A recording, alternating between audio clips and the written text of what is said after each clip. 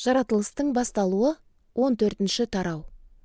Сол заманда Месопотамиядағы Шинар патшасы Амрафел, Элласар патшасы Ариох, Элам патшасы Кедорлаумер және Ғойым патшасы Тидал бірігіп, шығыс жақтан аттанып, Йордан алқабындағы 5 қаланың патшаларына қарсы соғысуға келді.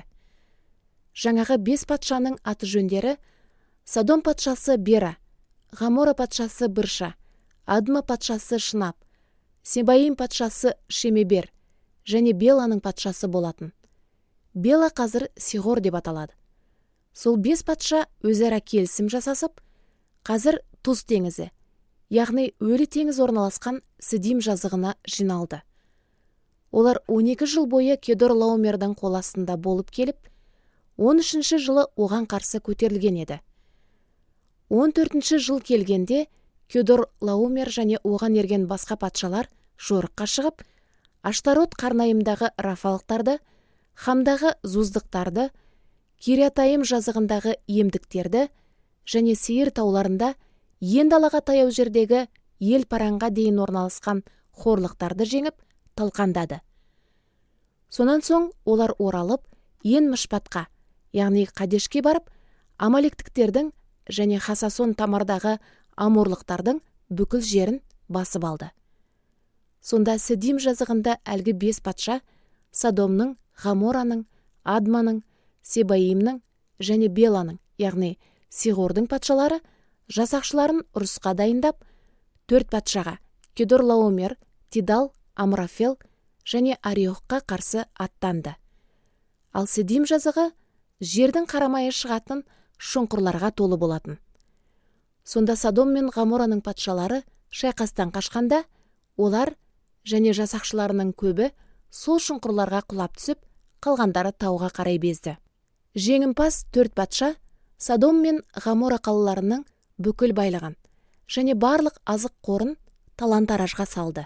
Олар Ыбырамның немере інісі Лутты да бар мал-мүлкімен алып кетті. Өйткені ол Содомда тұратын. Шайқастан қашып құтылған біреу осыны көшпенді Ыбырамға жеткізді. Сол кезде Ыбырам Ешқол мен Анердің ағасы Аморлық Мамренің алып емен ағаштары өсіп тұрған тоғайының қасында тұратын. Бұлардың бәрі Ыбыраммен келісім жасасқан еді. Інісінің тұтқынға түскенін естігенде, Ыбырам қол астындағы 318 жаттыққан жасақшыларын жинап алып, жауды Дан қаласына дейін қуып кетті. Түнде Ыбырам адамдарымен топ-топқа бөлініп алып, шабуылға шықты да, жауды жеңіп, оларды Дамаскінің солтүстігіндегі Хоба қаласына дейін қуды. Осылай Ыбырам жау қолына түскен барлық мал-мүлікті, інісі Лутты да мал-мүлікімен және тұтқынға түскен әйелдермен басқа да адамдарды қайтарып алды.